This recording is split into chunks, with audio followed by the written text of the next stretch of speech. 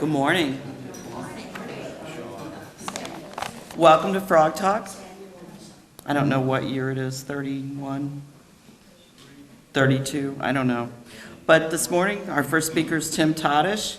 It's a native of Grand Rapids, Michigan, with a graduate of Michigan State University. Retired police officer, thank you. With over 27 years service, he now works as a historical writer and consultant.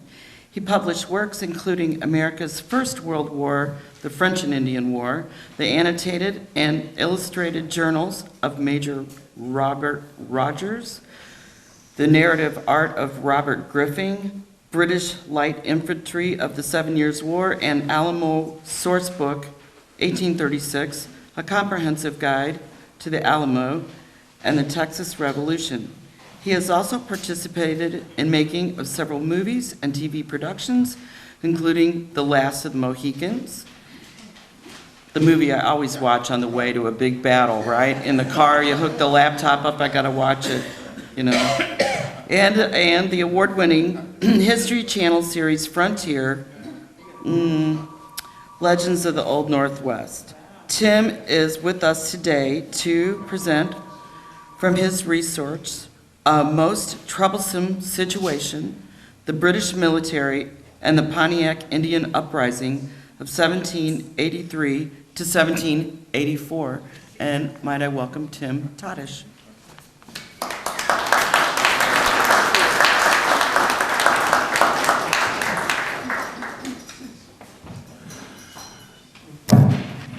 Okay, how's this? Can everybody hear me okay? All right, I'm going to talk today about my book and Dr. Todd's book. Some of you probably know Dr. Todd. I offer my sympathy if you do. You got the good deal with me, because yesterday on my way down here, he called me on the phone. He basically said, "Hi Tim, this is Todd, give me a call when you can." I looked at my timer, 1 minute and 17 seconds for him to say that. So I'm the shy, quiet guy of the team. Todd's a great guy, and he was a big help and deserves at least half the credit for the book. So anyway, when we started this, there hadn't been a book on Pontiac's uprising since the year I was born, which I'm not giving up. And in the time we were doing this, 2 more came out. So, you know, in half a lifetime, there was nothing, and then because we were gonna do ours, 2 other guys did theirs. Both very good books, and all 3 are very different, so they all have a place. And ours, we kind of took a look at it from the British standpoint, because one of the other books was from the Indian standpoint. And that said, we really try to do justice to everybody. My talk is probably going to run about 40 minutes. I have a lot of slides for you to look at so you don't get bored. And after that, I know we have an ongoing schedule here, but I'll be around all of today and much of tomorrow, I guess. So if you have questions and want to discuss things, I'll be here. One other disclaimer, I use a lot of facts and figures and stuff that I want to get right, so I do look at my notes quite a bit. I'm not like George Newman. I know you guys had George here a few years ago. And absolutely the best speaker I've ever heard in my entire life, and I don't think he knows what a note is. He just gets up there and goes at it. If you ever saw him, you know what I mean. But anyway, I'm Tim. I'm not George, and I'm not Todd. So here we go.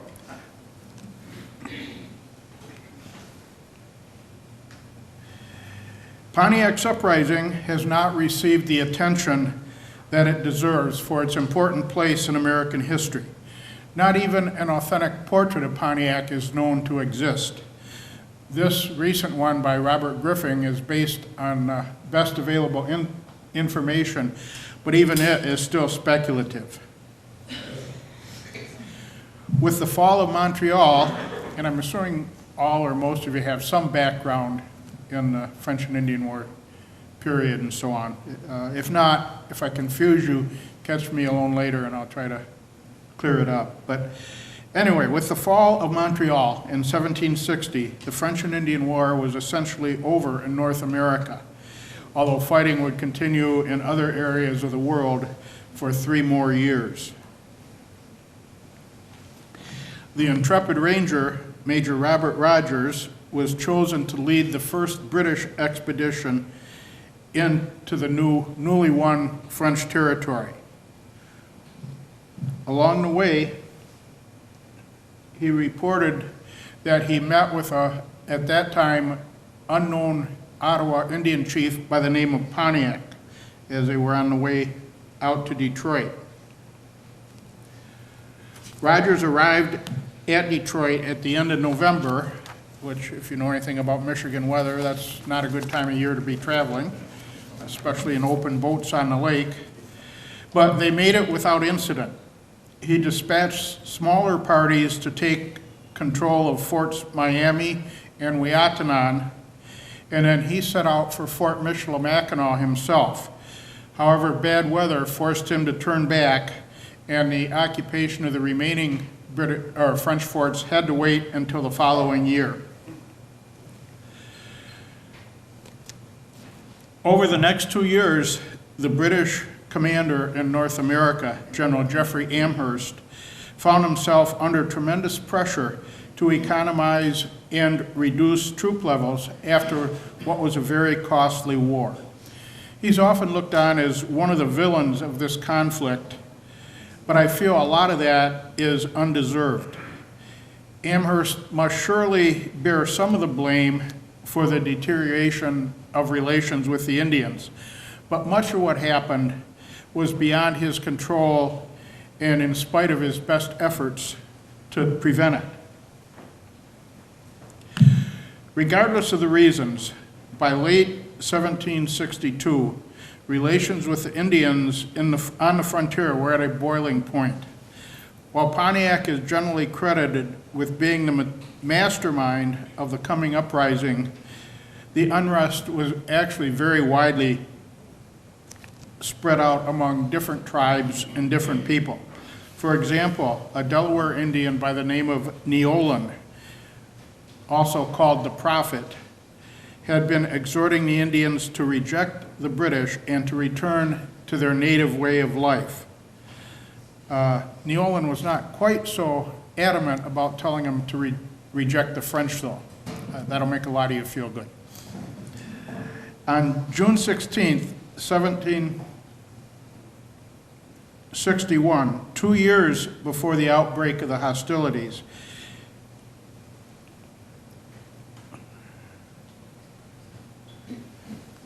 am I on the right slide here? Yeah, pardon me, I got to look back over my shoulder to make sure. Anyway, 2 years before the outbreak, Captain Donald Campbell, who was the commandant at Detroit, wrote to Colonel Henry Bouquet, "The Six Nations have sent deputies in large belts of wampum to all the Indians from the Bay of Gaspé to the Illinois, inviting them to take up the hatchet against the English. The scheme laid is that the Indians in general shall at one time cut off all the communication and stop the roads at Niagara, Fort Pitt, and here, and at the same time seize upon all the goods and horses of the traders at Sandusky."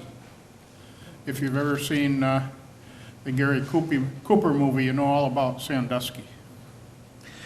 But anyway, things were not going well, and they hadn't evolved into actual open warfare yet, but people who were paying attention could see that bad times were coming. Remember where I am now.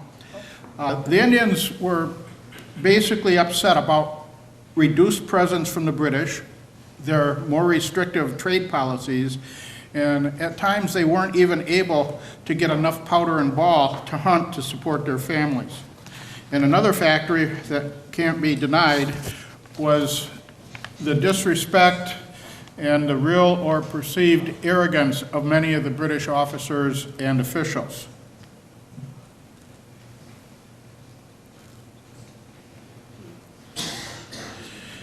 The Indians were also upset by the increasing white encroachment on their lands in spite of the official British policies prohibiting settlement beyond the Appalachian Mountains.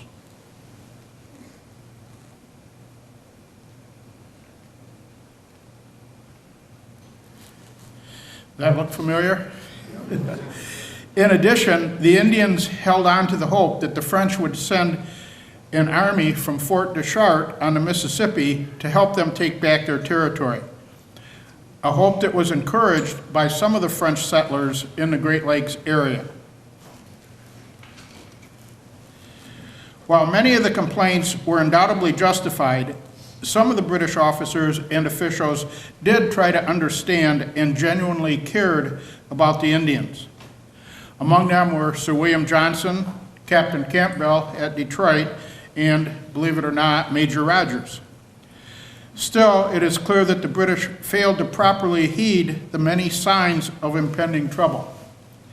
For example, in March of '63, Ensign Robert Holmes, the commander at Fort Miami, wrote to Major Gladwin, who was then commandant at Detroit, that the friendly Indians had told him, "We were not to let this belt be known till it arrived at Wyatt, and then we were to all rise and put the English to death all about this place and those at the other places."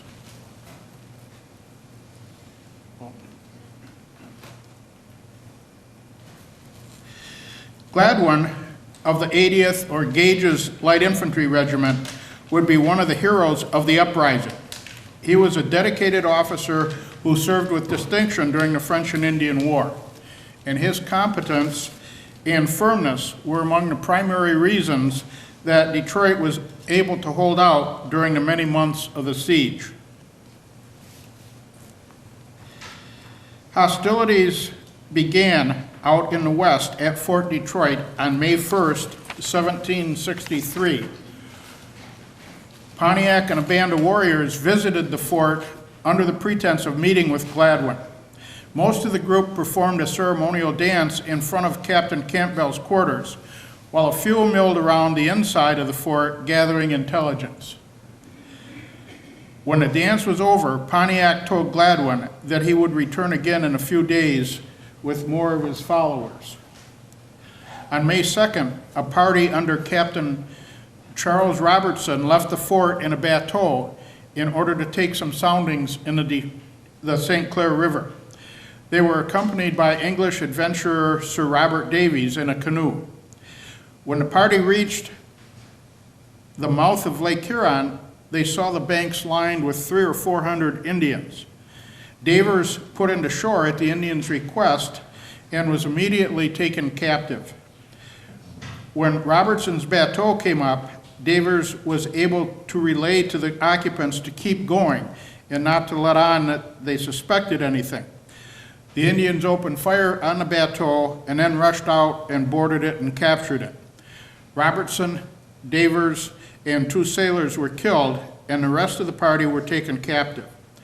One of the captives was a young civilian named John Rutherford, and he eventually escaped and later wrote a very fascinating narrative of his captivity.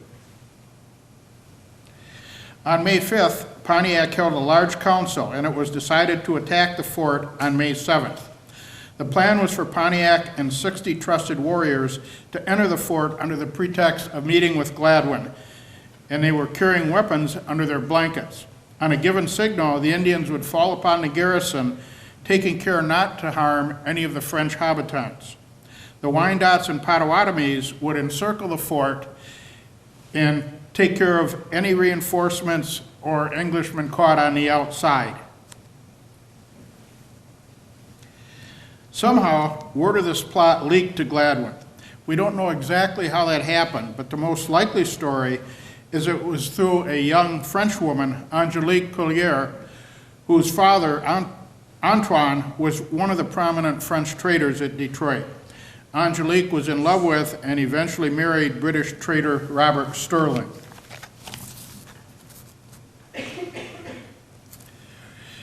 Regardless of how the word reached Gladwin, after Pontiac arrived, he found the fort on high alert.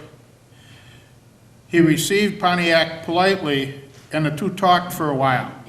When the time came for Pontiac to turn over the wampum belt as a signal to begin the attack, he decided not to go through with it.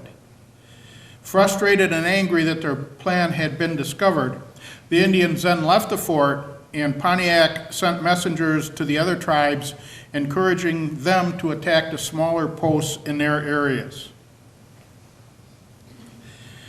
Now here the story becomes quite complex with a lot of different things going on at different places at the same time. So to keep it simple, I'm going to talk about the fall of each of the lesser posts individually, and then we'll come back to Detroit and Fort Pitt and some of the more important other activities. Fort Sandusky is at Sandusky, Ohio, and it was the first of the small post to fall. The 15-man garrison was commanded by Ensign Christopher Pauley. On May 16th, some local Indians, accompanied by Ottawa and Wyandotte warriors from Detroit, came to talk. Pauley was well liked by the Indians, and he admitted them to the fort's blockhouse without being suspicious. He was suddenly seized, and the rest of the garrison was killed. Pauley was taken to Detroit and held in the Indian camps, and eventually escaped on July 4th. Fort St. Joseph is in Niles, Michigan. It had a 17-man garrison commanded by Ensign Francis Schlosser. He was warned of potential Indian problems by a local Frenchman, Louis Chevalier, but at first disregarded the warning. On May 25th, a group of the local Potawatomi came to talk. Now alarmed, Schlosser went to the barracks to alert his men. When he got there, he found that the Indians were already in control. He was quickly taken prisoner, and all but 3 of his men were killed. The survivors were taken to Detroit, where on June 14th, Gladwin was able to exchange them for 2 Indian prisoners. Fort Miami, which is now Fort Wayne, Indiana, was commanded by Ensign Robert Holmes of the Royal American Regiment. He was a former lieutenant in Rogers Rangers and had proven himself to be a very able officer during the French and Indian War. He had been warned of the trouble at Detroit by a visiting Frenchman and kept his 15-man garrison on high alert. On May 25th, 3 of his men were captured when they were outside of the fort. Then on the 27th, his Indian mistress came to him and asked him to come and treat a sick Indian woman. He accompanied her to a cabin about 300 yards from the fort, and as they approached, he was suddenly shot dead. 2 Frenchmen then brought a captured English trader to the fort and ordered him to tell the remaining soldiers if they did not surrender, they would all be killed. After a brief discussion, the garrison did surrender. 4 of these men were taken to Detroit, and the fate of the rest of them is unknown. Fort Ouiatenon is a small post on the Wabash River near West Lafayette, Indiana. The 19-man garrison was commanded by Lieutenant Edward Jenkins. Jenkins was seized when he went outside to talk to some local Wea and Kickapoo Indians. The rest of the men quickly surrendered. They had enjoyed amicable relations with the Indians, and no one was harmed. They were taken to Fort Deschartres and eventually to Mobile, Alabama. Fort Michilimackinac, located in the Straits of Mackinac, where Lake Huron and Lake Michigan meet, was the largest British post west of Detroit. It was of extreme importance both as a military outpost and as a major fur trade center. Michilimackinac was commanded by Captain George Etherington of the Royal American Regiment. Although a generally competent officer, he failed to heed the warnings of possible trouble. He had been advised of the impending danger by several people, including the famous French partisan Charles de Langlade and British trader Alexander Henry. He arrogantly threatened to send the next person who should bring a story of this same kind, a prisoner, to Detroit. He kind of had to eat those words later.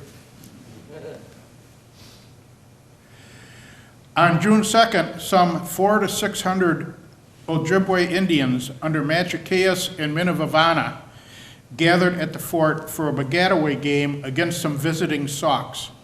In spite of the earlier warnings, the garrison gathered to watch the game without taking any special precautions. The Indians' plan was one of the most ingenious of all those used to capture the western British posts. The Indian women watching the game had weapons hidden under their blankets. At a prearranged point, the players tossed the ball over the wall into the fort, seemingly by accident. As they ran after it, they took the weapons that the women had concealed and fell upon the unsuspecting garrison. In 21 minutes, 21 of the 35 soldiers lay dead, and one civilian traitor was also killed. None of the French habitants were harmed.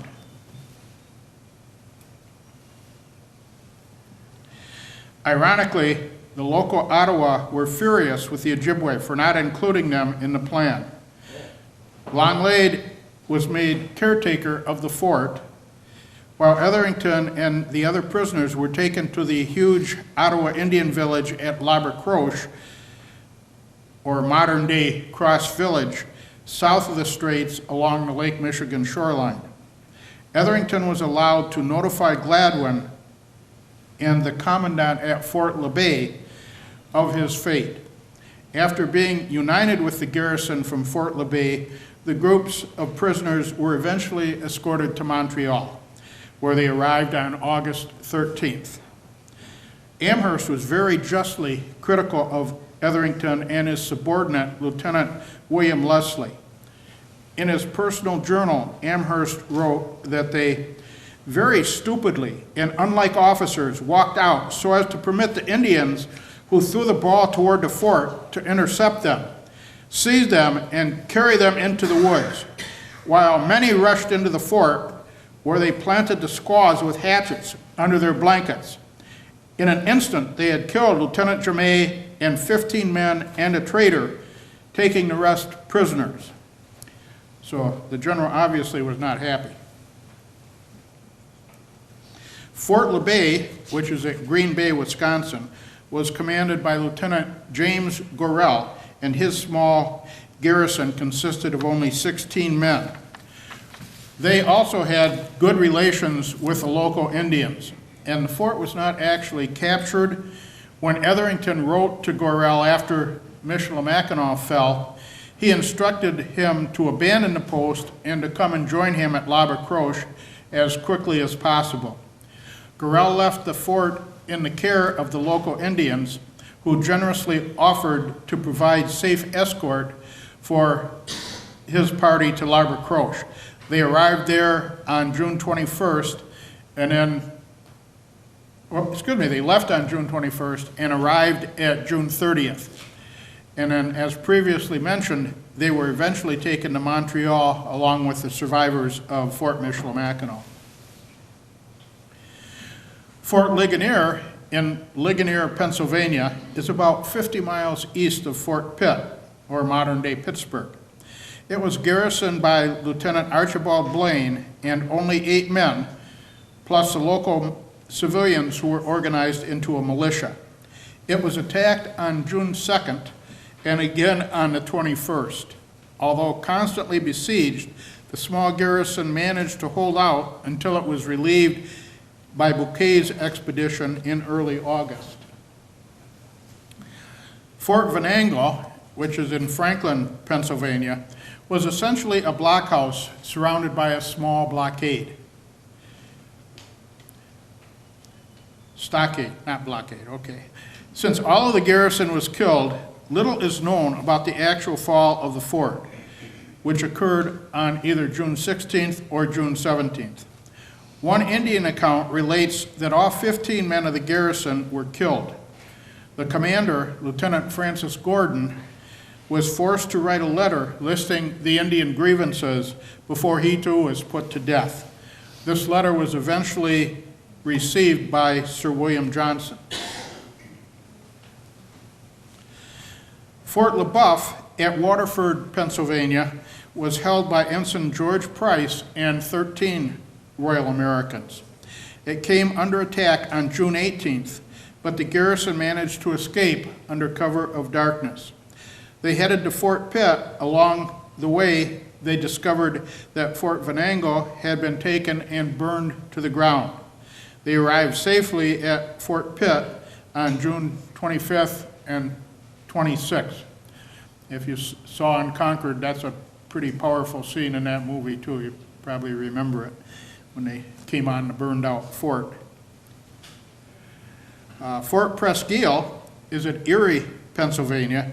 It was garrisoned by 29 men under Ensign John Christie. This fort was attacked by about 200 Indians on June 20th, who attempted to set it on fire with fire arrows. The soldiers defended their post all day, and then around midnight, a French-speaking Indian demanded their surrender.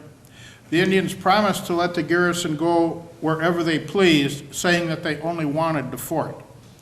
The next morning, Christie agreed to their terms, but once the fort was given up, the garrison was all taken prisoner and divided up among the various tribes present. Christie was released at Detroit on July 9th and later faced severe criticism for giving up his post. Amherst wrote to Bouquet, "A fixed resolution should be taken by every commanding officer whose post is attacked by savages, never to trust their promises, but to defend his post to the last extremity." Okay, that covers pretty much the smaller posts that were involved. Now we're going to move back to the action around Detroit. Just because Pontiac's plot was discovered in May did not mean that he was ready to give up. On May 8th, the day after his aborted plan, he came back to the fort and met with Gladwin, pledging peace and saying that the earlier incident was just a little misunderstanding. I don't think Gladwin was buying into that too much. Anyway, Gladwin treated him politely but firmly and continued to strengthen his defenses. The frustrated Indians began to fire on the fort and on 2 supply ships that were anchored nearby, and they also began raiding the surrounding countryside. On May 10th, Pontiac requested that Captain Campbell, remember he was the first commander there, he was very respected and well liked by the Indians. They asked him to come out to a French trader's house to negotiate for peace. Gladwin was reluctant to let Campbell go, but he insisted, and Lieutenant George McDougall offered to accompany him. Although Pontiac promised that Captain Campbell and the other officers that went with him should return whenever they please, they were kept as hostages.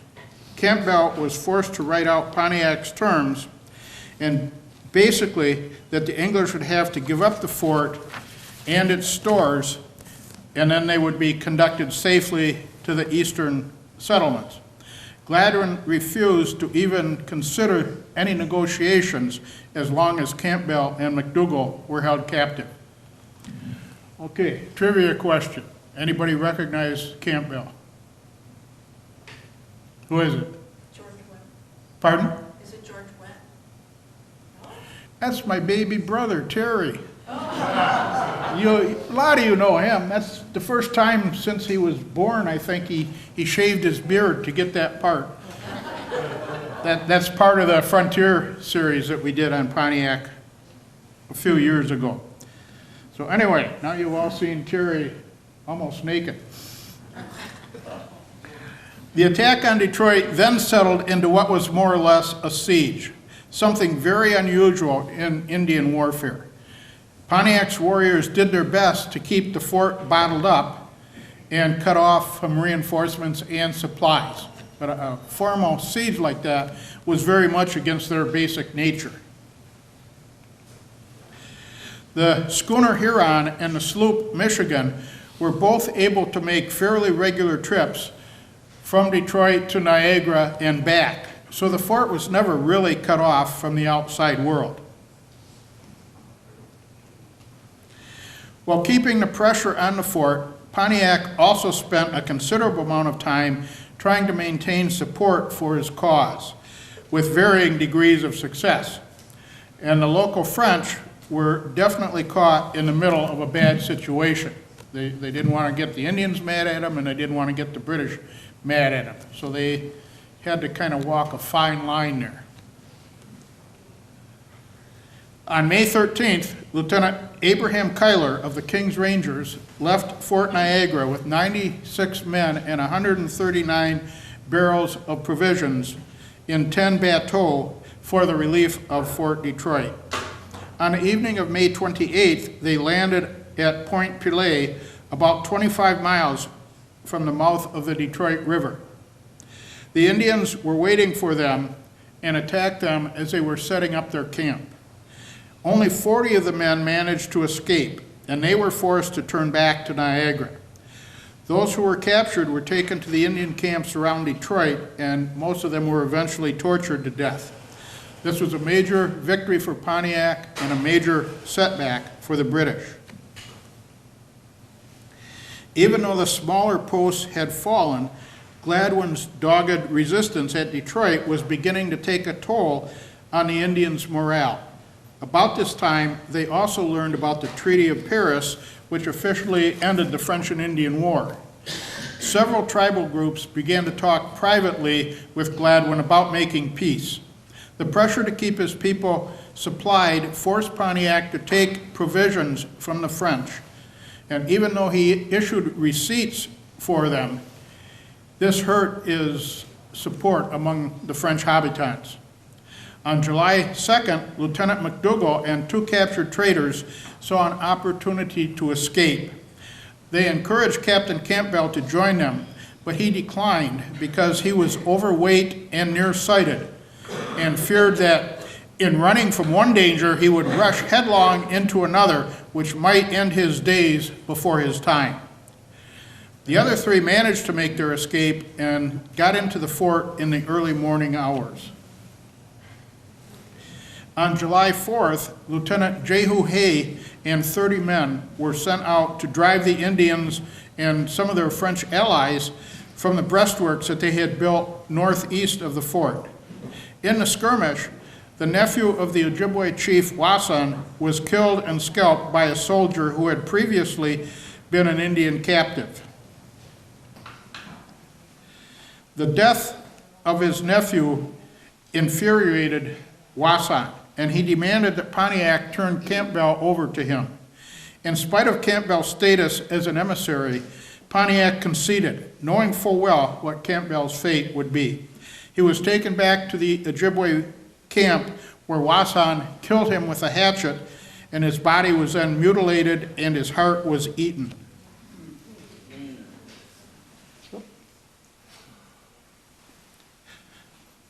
On the early foggy morning of July 28th, a long line of bateaux filled with 260 men, a force larger than the whole current garrison, was observed rowing up the Detroit River.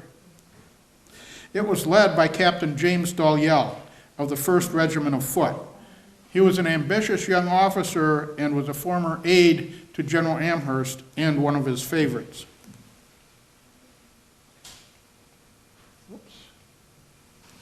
Accompanying Dalyell at Amherst's personal request was Robert Rogers, the famous ranger, who now held a captain's commission in the New York Independent Company.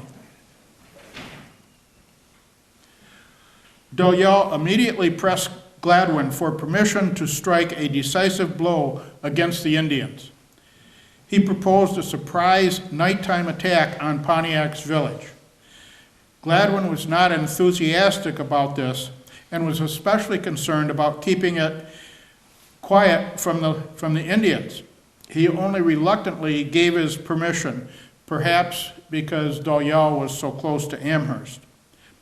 Although there are no surviving records, one of my personal interests would be exactly what Rogers thought of this.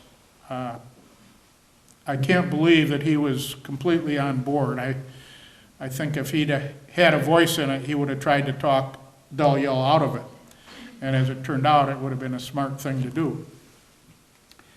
So anyway, in the end, Dalyell was given a combined force of 247 regulars and rangers, and at about 2:30 a.m. on the 31st of July, they silently filed out of Fort Detroit's Watergate. 2 armed bateaux accompanied them as they marched along the riverbank. About 2 miles from the fort, they reached a narrow wooden bridge across Parents Creek. The Indians had indeed learned of the unplanned attack, and about 400 warriors waited in ambush. A large portion of them were poised to cut off the retreat back to the fort. The Indians unleashed their ambush just as the advance guard reached the middle of the bridge, while simultaneously attacking the column's rear. The fighting was extremely fierce, and it was only with great difficulty that the British were able to begin a gradual retreat.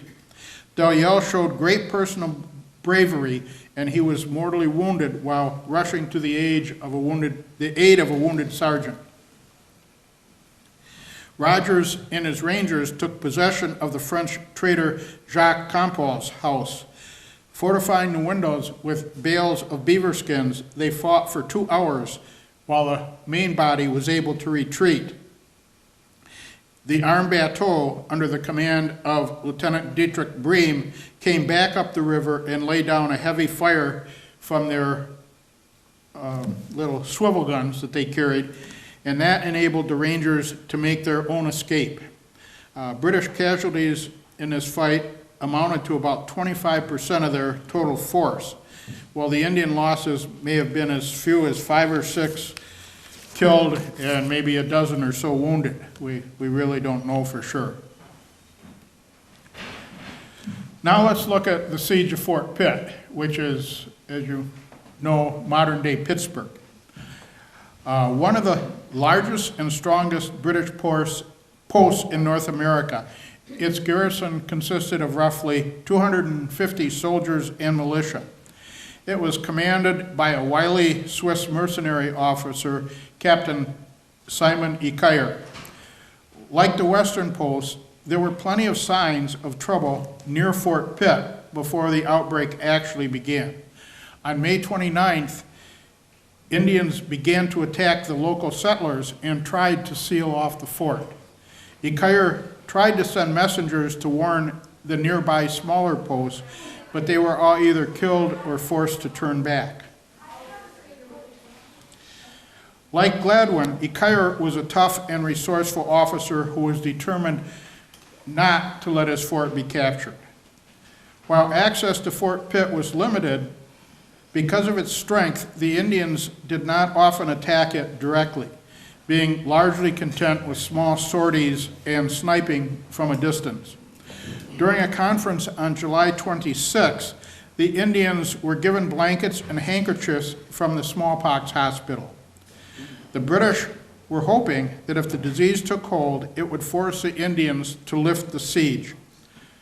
Now, this is something that's often misunderstood, so I'll digress here for a second. But a lot of people blame or think Amherst gave out the blankets. He didn't.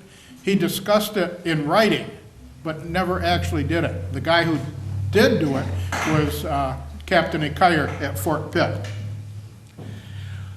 So the most intense period of the siege was from July 28th through August 1st.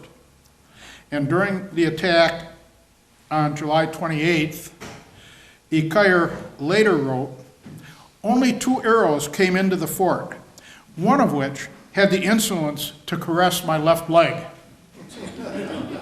If you remember, again, on Concord, the guy who plays Ecole with his accent and everything, it's kind of humorous. And if you read his writings, it was well played because he had a sense of humor as well as being a good officer.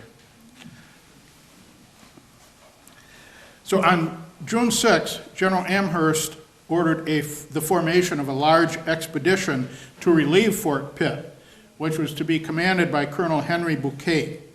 Bouquet was another Swiss mercenary like Ecole and was one of the most talented officers to ever serve in North America. His biggest problem was finding enough troops fit for duty because many of the soldiers had been mustered out after the end of the war, and also a good portion of those that were still available were sick from their service down in the Caribbean.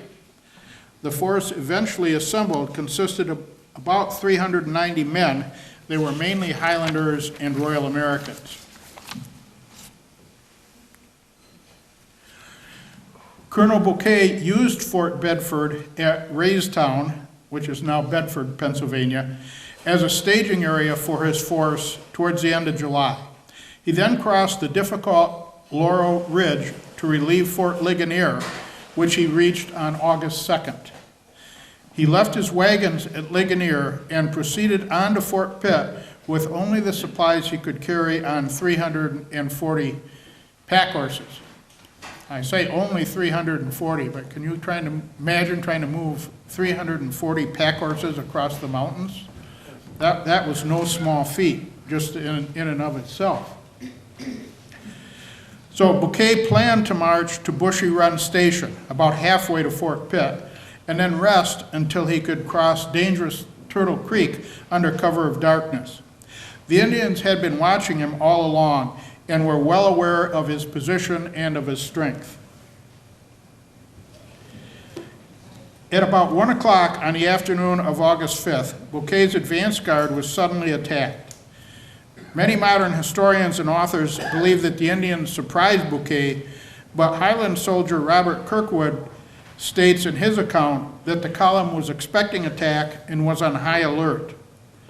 The Battle of Bushy Run is pretty well known and it's pretty complex, so I'm just going to go over it quickly here. But basically, after a hard afternoon of intense fighting, the British were still holding their own. They settled down for a long and stressful night, with the wounded suffering terribly from thirst. Bouquet's own writings indicate that he was not sure that his men could withstand another day of fighting. He devised a plan whereby a portion of his line would collapse in the hope of drawing the Indians into a position where they could be caught in a crossfire.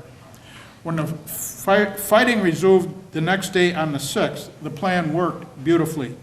The Indians were severely beaten, basically using one of their own tactics. This is how Kirkwood described it.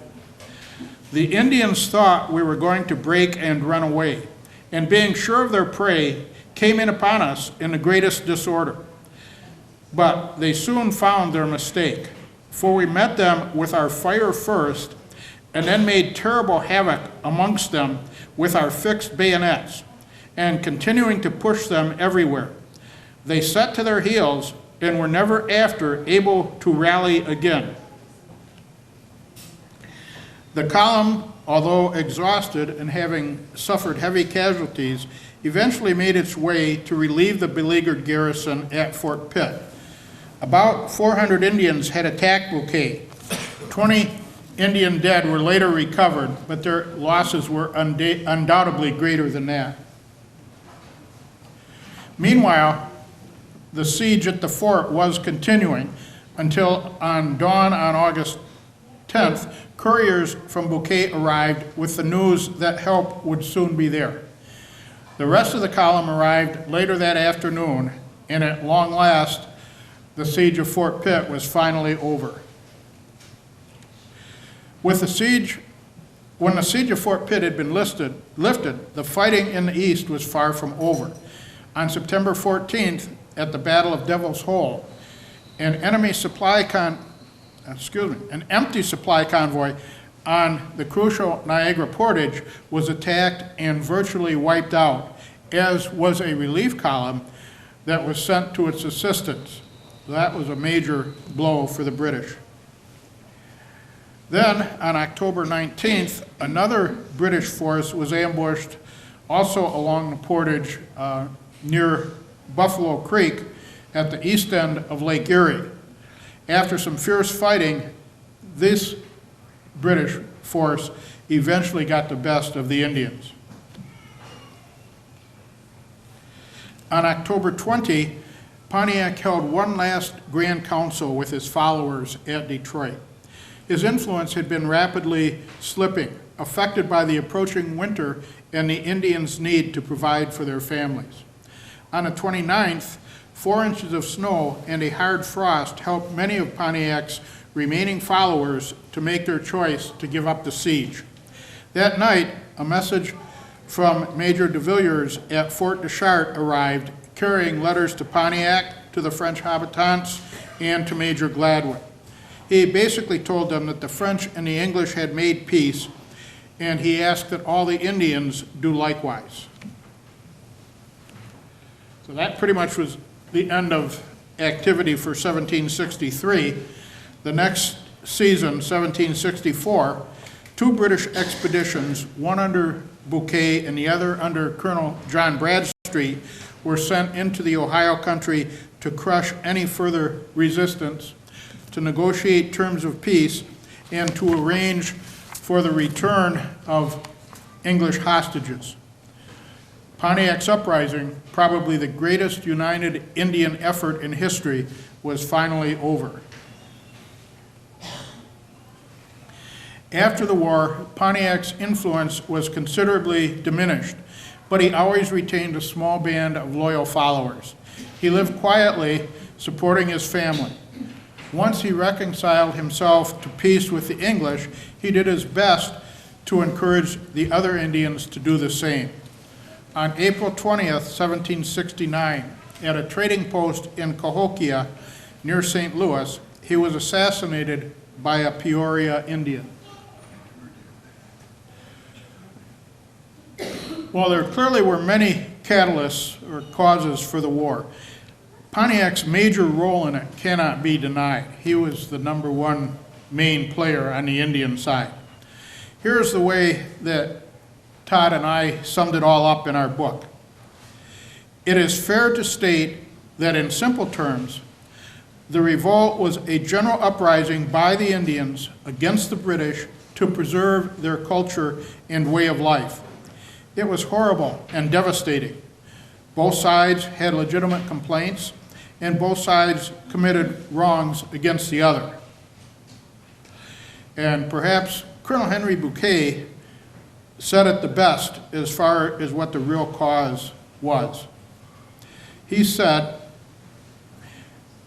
"Being too saving of a few presents to the savages, which properly distributed would certainly have prevented it." Might be an oversimplification, but I think there's a lot of truth in what he said. They were a little bit too cheap with the presents, and it led to a much more expensive uprising. So anyway, that is the end. I thank you for your attention.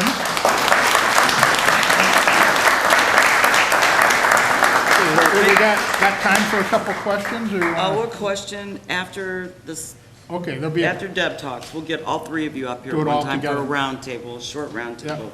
okay, Here's thank you a for your attention. journal. And Thank you so much Oh, for coming. thank Little you. present from us. thank you, I You appreciate can write it. notes to your future progeny. Yeah, whatever. Thank you very much. Okay, thank you.